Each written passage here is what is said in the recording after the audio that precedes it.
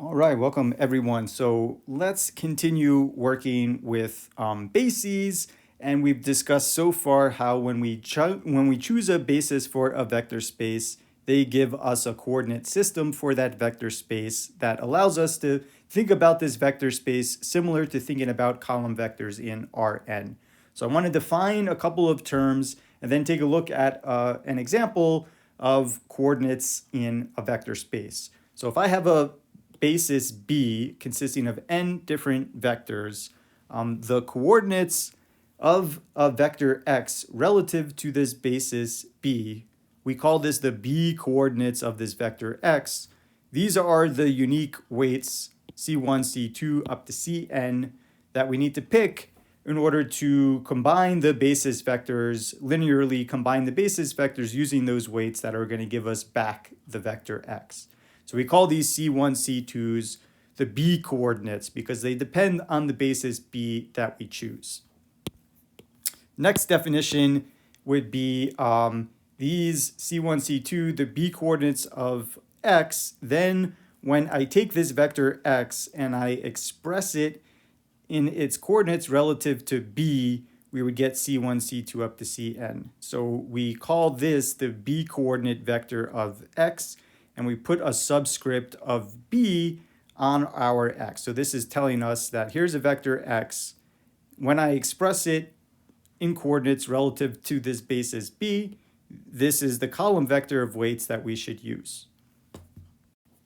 Okay, the last definition in this video is going to be what we call a coordinate mapping. So if I have a vector space V and I want to map this vector space V into Rn, so each kind of abstract looking vector x, which may not be a vector at all, gets mapped to its coordinates relative to B. So it gets mapped to some column vector that we call the B coordinates of this vector x. So this map, which takes a vector in V and maps it to a column vector in Rn, we call the coordinate mapping. And this depends on the basis B that we pick. So it might be called the coordinate mapping that is determined by B. Okay, so let's review all of this terminology with a concrete example. So let's say our vector space V are 2x2 matrices, and our basis B is the kind of standard basis that we chose earlier that I've written out over here. And so now we can consider the following map from 2x2 matrices into R4 relative to this basis B. So this vector, which is a 2x2 matrix X, it has, so its first entry is 2, minus 5 in the top row, 17, minus 8 in the bottom row. And so if we use this matrix B, or this basis B, then this is going to map over to this vector, 2, minus 5, 17, minus 8. And so these scalars that we find, the 2, the minus 5, the 17, and the minus 8, these would be the B coordinates of this vector x. And now our vector x is this 2x2 matrix. And this vector that we get in R4, this column vector, is what we call the B coordinate vector of x. And this mapping that does this for every single matrix in our vector space of 2x2 matrices, it identifies this unique B coordinate vector in R4. This mapping is what we call the coordinate mapping determined by B. Okay, so let's take a look at an example now where our vector space V is going to be R2. And we're going to consider two different bases on this vector space V. So the first basis is what we've been calling the standard basis. That consists of standard column vector 1, standard column vector 2. So this is probably the most natural basis that we might have for R2. And we'll consider a second basis, B2, which consists also of two vectors. The first vector is 1, minus 1, and the second vector is 1, 1. And this is a basis because we can span all of R2 with these two vectors, and these two vectors are linearly independent from each other. And so if I want to take this vector x, which is 3 minus 5, and express it in coordinates relative to basis B1, well, that, is probably what we would initially be thinking of. That's where these coordinates come from. So we could take this vector x and write it as 3 times the first standard column vector minus 5 times the second standard column vector, and combining those vectors together gives us back x, which is 3 minus 5. So here what we could say is the coordinates relative to b1 of x are 3 minus 5. And now let's take a look at what happens if we choose a different basis for R2. So here I chose a basis again, which has the first vector 1 minus 1, and the second vector is 1, 1. So for this non-standard basis, we need to find weights C1 and C2 so that when we combine these two vectors using those weights, we get the vector 3 minus 5 back. So that means we need to solve a vector equation, which we can set up using the following augmented matrix below. So the first column would be 1 minus 1 corresponding to the first basis vector. The second column is minus 1, 1 corresponding to the second basis vector.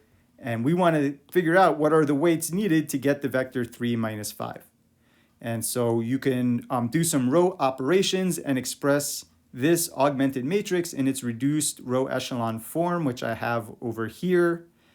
And from this, we can see what the beta2 or what the b2 coordinates would be. So this vector x relative to basis b2 is going to have coordinates 4 minus 1, since from this reduced row echelon form of the augmented matrix, we can see that the value for C1 is 4 and the value for C2 is minus 1.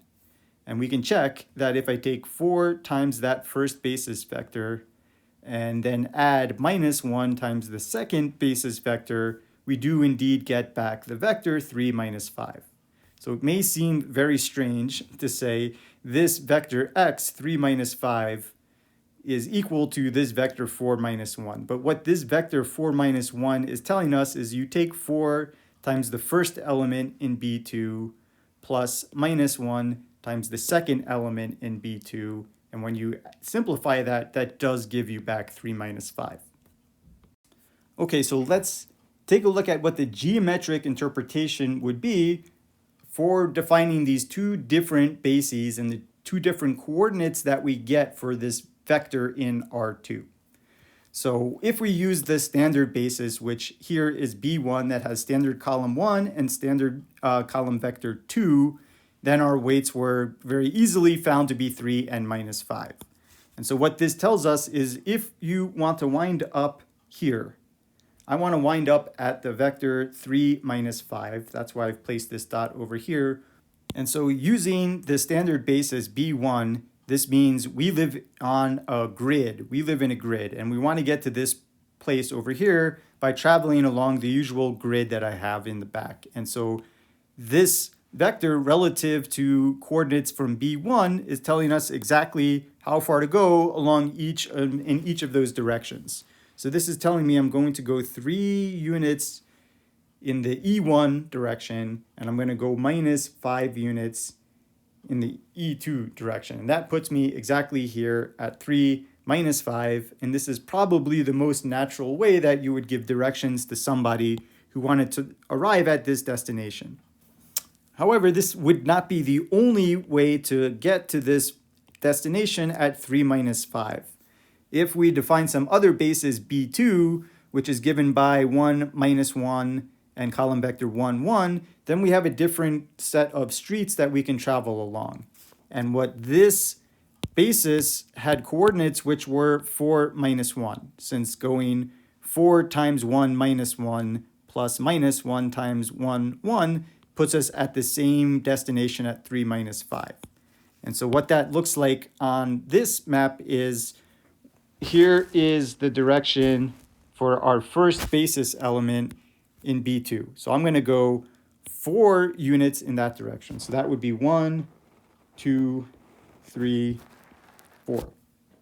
And then we're going to go minus 1 in the direction according to the second basis vector in this set. So now we're going to go minus 1 in this other direction. And both of these sets of directions we see are consistent. Either way, we wind up at the same point. It's just giving us two different ways of getting there.